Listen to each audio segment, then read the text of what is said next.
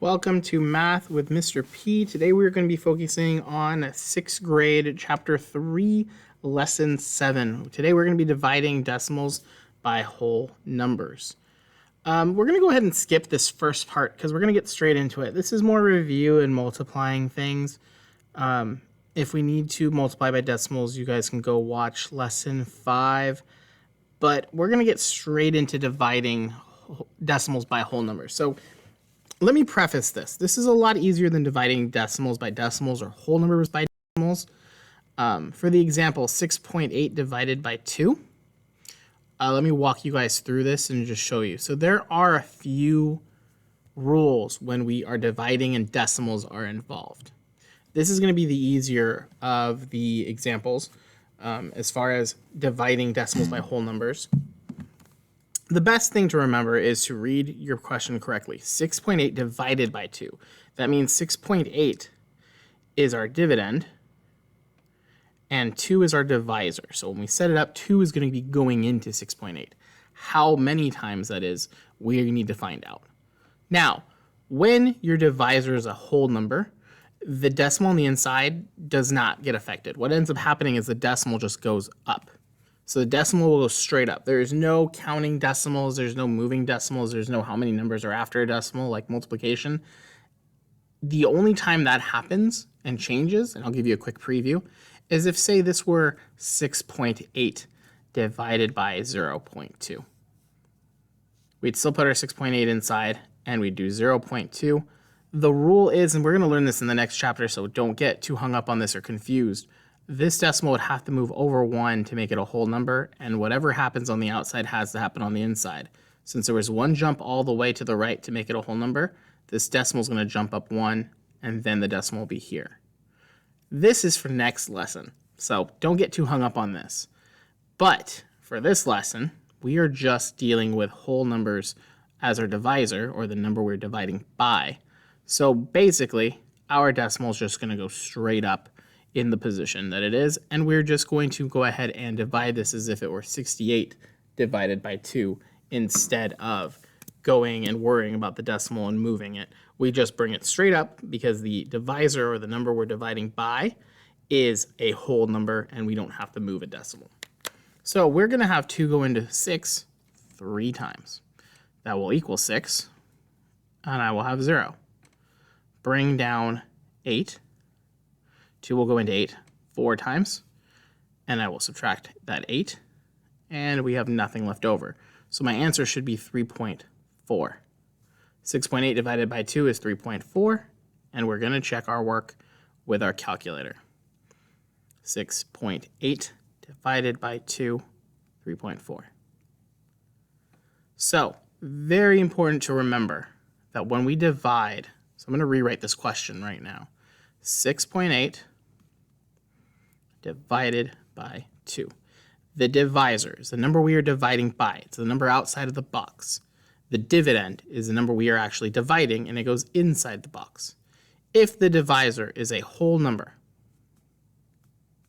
and this symbol right here means number. It's not a hashtag, it means pound, it's number. So if 2, the divisor, is a whole number, we do nothing with the decimal. The decimal will just go straight up in our answer and be right here. It changes when our divisor is not a whole number and has a decimal. Then we do something else, which we will learn next lesson. So for now, we don't need to worry too much about this, but we're going to go ahead and move on with dividing decimals by whole numbers. We're going to go ahead and do every single one of these, if it will let me. There we go. It'll let me move it. So we're going to do these slowly but surely to show that we can divide decimals by whole numbers, and it's not as hard as it looks. So question A, 7.5 divided by 3.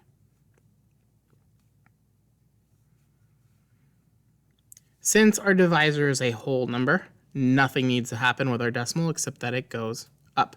So this is going to be the exact same thing as 75 divided by 3. We're going to use a different color. We'll use a rainbow one for this. 3 goes into 7 twice. That will equal 6. When I subtract, I only have 1 left over. 3 won't go into 1. I need to bring down my next number. 3 will go into 15 5 times.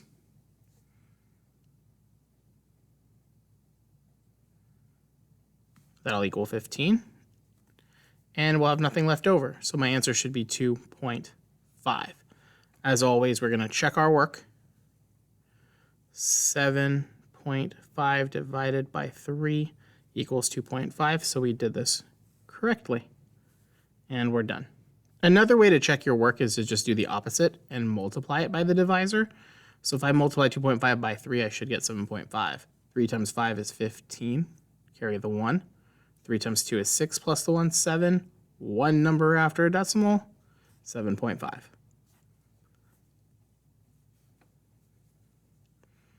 Let's go with example B this time. 3.5 divided by 7. So we're just switching the numbers up a little bit. 3.5 divided by 7.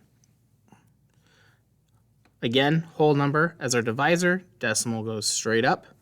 7 will not go into 3. So we're going to put a 0. 7 will not go into 3. Now, how many times will 7 go into 35? I know my math, so I know 7 times 5 is 35, so it'll be 5. That'll equal 35. And when I subtract, I get 0. So my answer is 0.5. I'm going to double check my work. As always, you can do 0.5 times 7 to double check. 7 times 5 is 35. Carry the 3. 7 times 0 is 0 plus a 3.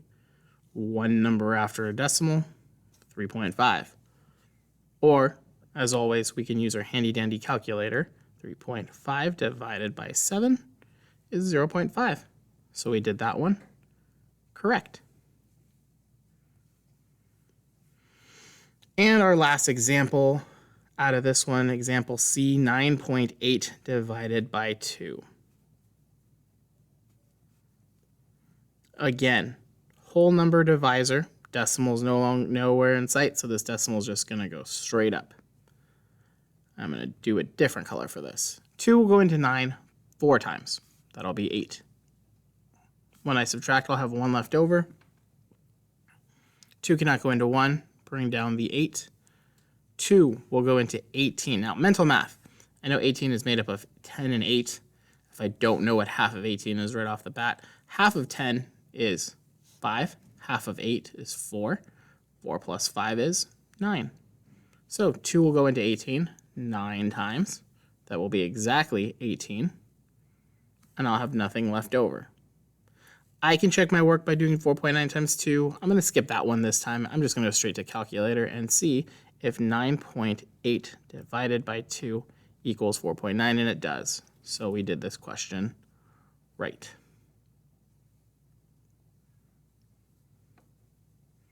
Now we're going to go back to the textbook. This is probably going to be a pretty quick lesson because it's all we need to really focus on is this. But what happens if I'm dividing a decimal by a 2-digit number? The decimal point in the quotient is placed directly above its place in the dividend.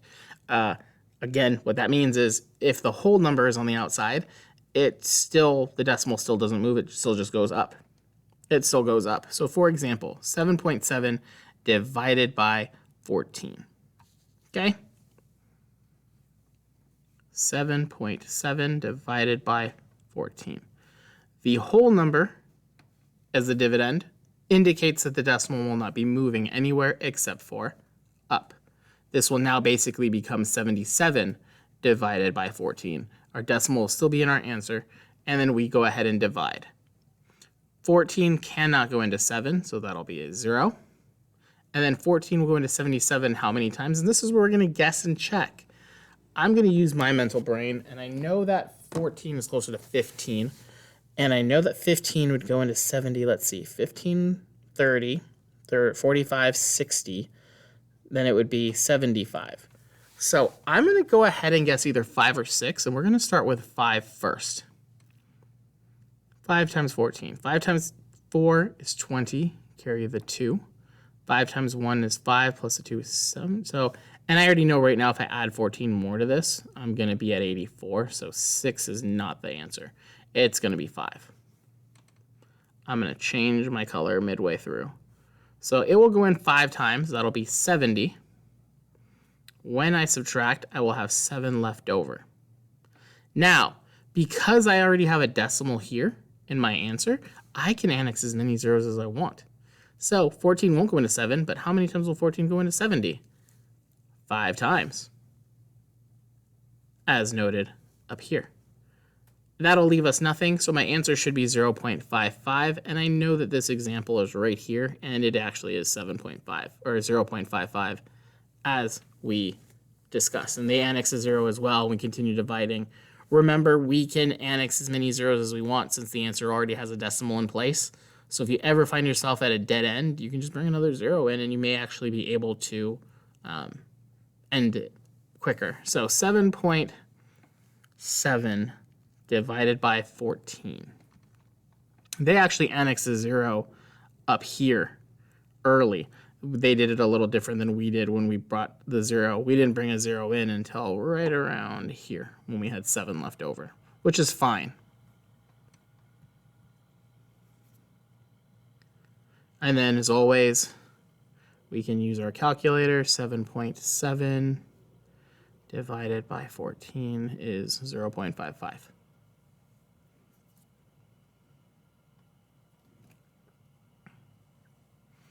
Let's do these 3 examples. Actually, I'm going to do... Yeah, let's try to do all 3. Okay, so I have 9.48 divided by 15. We're just going to do a new whiteboard instead of me erasing it. 9.48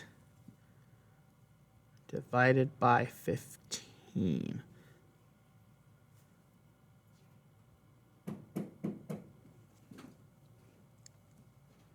And someone is knocking on the door really quick. Give me 1 second. I'll pause this. I apologize for that. Someone was knocking on the door. So we are going to go ahead and do this math normally, like we have been learning. So since our divisor 15 is a whole number, our decimal is just going to go straight up, and it'll be there. So this will be now basically 948 divided by 15. 15 won't go into 9, so you're going to put a 0. And then we're going to guess and check how many times 15 will go into 94.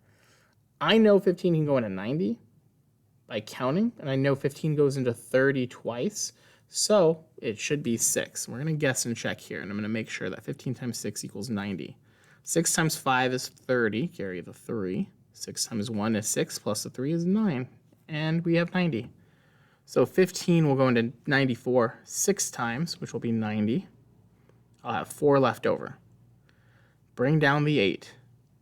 Now, I know 15 can go into 45. Now, like I said, 15 times 2 would be 30 plus another 15, so it should be times 3. 3 times 5 is 15, carry the 1. 3 times 1 is 3 plus 1, 45. So it'll go in 3 times. That'll be 45. When I subtract, I should have 3 left over. Now, remember, because we put decimals already in our answer, which is right here, we can annex as many zeros as we want. So I'm going to put a 0 down here. Remember, 9.48 is the same thing as 0, 0, 0, 0, 0 at the end. Decimals, we just erase the zeros and make it shorter. So I can annex a 0 now. 15 will go into 30 twice, because I've been saying that this entire question. Well, I don't know why I just wrote 15. It'll go in to be 30. And this should be my answer, 0.632. Now, let's check our work. 9.48 divided by 15. 9.48 divided by 15. And it should be 0.632. 0.632. So we did this question correct. And let's get the example for the next one. 3.49 divided by 4. 3.49 divided by 4. Now, again, whole number, divisor, decimal is going to go straight up. 4 can't go into 3. 0, 4 will go into 34 how many times? Now, I know 4 can go into 24. If I add 4 more to that, that's 28. 4 more to that would be 32. Now, let's see if I did my math right. I know that it can go into 24, and that'll be 6 times. So this is how my math brain works. If I add 4 more to that, that'll be 7 times, and that'll be 28.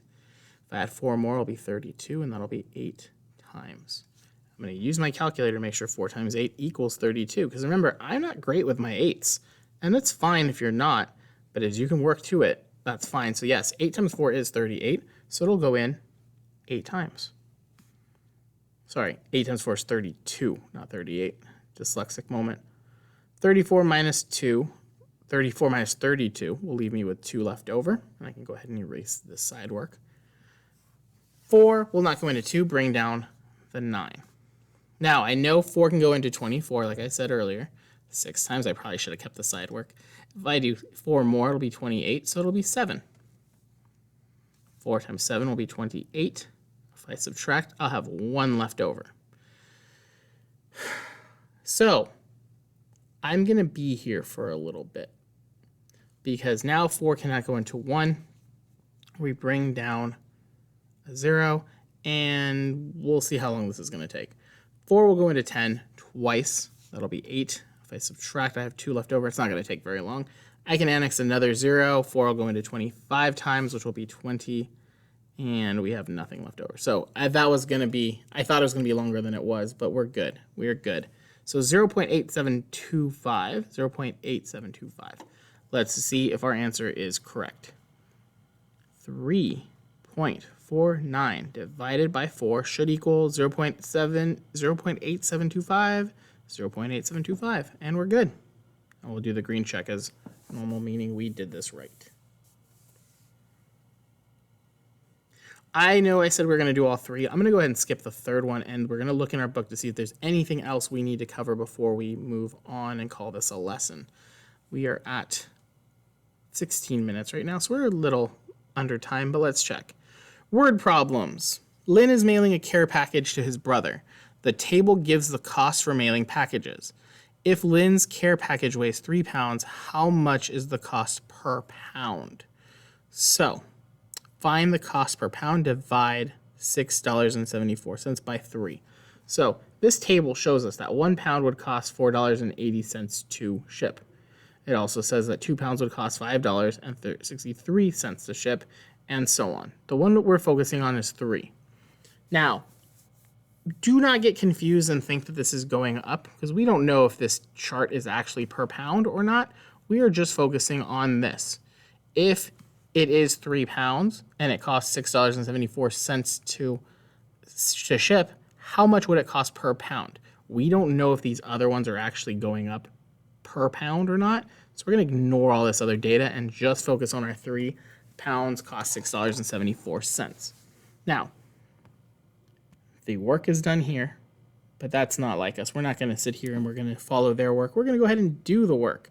However, there is a nice little side note here that we need to focus on. Why is my pen not working? There we go. Round 2.246 to $2.25, because hundredths in the smallest denomination and it's money. So our answer is going to look like this. Just a heads up. So let's go back to the original problem, and we're going to see how to work this all out. 6.74. So it costs $6.74 to ship a 3-pound package. What we're trying to solve is how much does it cost per pound to ship if this were a per pound thing. So whole numbers, or divisor is a whole number, decimal goes straight up. We are now dividing 674 by 3. 3 will go into, and I'm going to change this pen to this nice little Galaxy pen. 3 will go into 6 twice, and that'll equal 6. Nothing left over. Bring down the 7. 3 will go into 7 twice as well, which will equal 6. We have 1 left over. Bring down the 4. 3 will go into 14. Now, I know 3 goes into 15 5 times, so it's not going to be 5. 3 is going to go into 14 4 times, which will equal 12.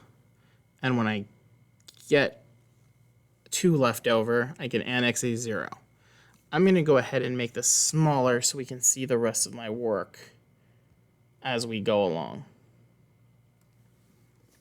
3 goes into 20, let's see, 6 times, right? 3 times 6 should be 18. Yes, it is. 6 plus 6 is 12, plus 6 more is 18. If I add 3 more to it, it's 21. So it will be 8. Sorry. Dyslexic moment again. It will be 6 times, which will be 18. That's where I got the 8 from. And I'll have a 2 left over. And guess what? I'll bring another 0, and I'll keep doing this, and it'll be 6, 6, 6 forever, which is known as, and this is kind of a preview to later, when you have a number that keeps going and going and going and going and going, because guess what? This will be 6 again, 18, subtract, it'll be 2 left over, 0 again, 16, so it'll be a repeating decimal. I would use bar notation, which I just put over the 6 to indicate that it is going to continue to repeat. Now, bar notation doesn't usually look that sloppy. It'll just be a line. So this means this is 2.4666666 forever. And if I actually show you in the calculator, let's see calculator, 6.74 divided by 3 will be 2.46666 all the way until it gets to 10, or 7, I should say, until it just kind of ends it. We're going to round. Because this last one's a 6, it's going to tell us to round this 4 up. So it's going to cost us $2.25 per pound because, again, it's money. I can't say that something costs $2.2466. That doesn't make sense. That was a bad pun. It does make sense, but it doesn't make sense. We round the 6, or we make the 6 round up the 4 to 5, so it's $2.25 per pound. And if we look at our notebook, textbook, it says that that's how much it would be, is $2.25, because we have to round it because it's money. And if we look at our table that we erased earlier, does shipping 1 pound cost $2.25? It doesn't. So we don't always rely on the information given because we don't know if it's an actual rate or a table or a chart, whatever. We don't know if they're just adding that every time, and they're actually not. So it is not $2.25 per pound in each one. Just for number 3, or 3 pounds, it would be $2.25 per pound that we're shipping. Find the cost per pound if a 2 pound and 4 pound package. We're going to go ahead and skip that one. And I think let's do the got it as an example here. So in case we have any questions, this one can kind of answer it. I know it kind of went through this a little fast, but if we have any other questions, comments, concerns, please feel free to leave comments down at the bottom. So this will be the last example for this lesson, and then we will be doing this in class, those that are in class. And if you're just joining me from searching up math on YouTube, feel free to leave a comment, leave a question if needed, and I can get back to you. But let's go ahead and do this one. Kristen and her 2 friends are sharing the cost of a funnel cake. Now, that sentence is saying it's sharing the cost, meaning they're going to be both paying. Let's assume that they're going to be paying equal for now, but let's read the question to see what else is there is. The funnel cake costs $5.49. If Kirsten has $2, how much will she have left after she pays her share? So the question says her share. This question is kind of written weird. They're sharing the cost, so we can go ahead and assume that it's going to be 50-50, meaning they're going to split it in half. One friend, Kirsten. Oh, wait a minute. I'm reading the question wrong. Let's back up and let's start over. Kirsten and her 2 friends are sharing the cost. So it's not going to be 50-50. It's going to be 1/3 of the cost. Each person is going to split the cost in 3, and they're going to each share an equal part. That's what we can assume. If the funnel cake costs $5.49, and if Kirsten has $2, how much will she have left after she pays her share? Okay, so this is a 2-part question. Let's assume, because again, the question just says sharing the cost, we're going to assume that they're splitting it. $5.49, and since it's Kirsten and her 2 friends, it's going to be 3 people sharing the cost. So $5.49. So this is going to be a 2-parter. So the funnel cake costs this much, and it is 3 people that are sharing the cost. And again, we're assuming based on the question that they are going to split it evenly. 3 is our whole number, our divisor. Our decimal is going to go straight up. We're going to change this color. 3 can go into 5 1 time, not twice. Twice would be 6, so it'll just be 3. I will have 2 left over. Bring down the 4. 3 can go into 24 8 times, which will equal exactly 24, and I'll have nothing left over. But I still have this 9. 3 will go into 9 3 times, which will equal 9, and we don't have to round or anything. So each friend is going to pay, I don't know why I put that decimal there, $8 and, sorry, wow, my dyslexia is showing a lot today, $1.83. Let's check our math. $5.49 divided by 3 is $1.83, which is what we got. But there's a second part to this. So we know that each friend is going to be paying $1.83. The second part of the question says, Kirsten has $2. How much will she have left after she pays her share? So we are going to take Kirsten's $2 and we are going to subtract the $1.83 that she paid for the funnel cake. This is why math is super important to practice each one. And we don't just learn it, test it, and forget it. This lesson has to deal with division, but guess what? This word problem has 2 steps. One is division and the other is subtraction. So we're going to have to use what we previously learned to solve this problem. She has $2. She's paying $1.83. How much is she going to have left over? 0 take away 3 won't happen. I need to borrow. I can't borrow from this 0 because it's 0. The 2 will become a 1. We'll borrow from this, so it'll become a 10. But I still need to borrow because of this 0. So this will now become a 9, and this will become a 10. And we're going to erase some extra stuff around here. 10 minus 3 will be 7. 9 minus 8 will be 1. 1, because we crossed out the 2 to become 1 when we borrowed, minus 1 is 0. She will have 17 cents left over. And remember, like we say in class, because this is a word problem, it needs to have a word answer, better known as a sentence, or as one of the classes decided to call it a word sentence today. But our answer should be that Kirsten will have 17 cents left over. Notice that we don't even mention that they're paying $1.83 per person, because that's not what the question asked. The question just asked, if Kirsten has $2, how much will she pay? How much will she have left after she pays her share? Our answer should be Kirsten will have 17 cents left over. And that's it. As always, if you have any questions, comments, concerns, if you're in my class, you know where to reach me. And if you're not in my class and you're just watching me on YouTube, please comment down below and I'll get back to you as soon as I can. As always, this is Mr. P, and I will see you on the next one.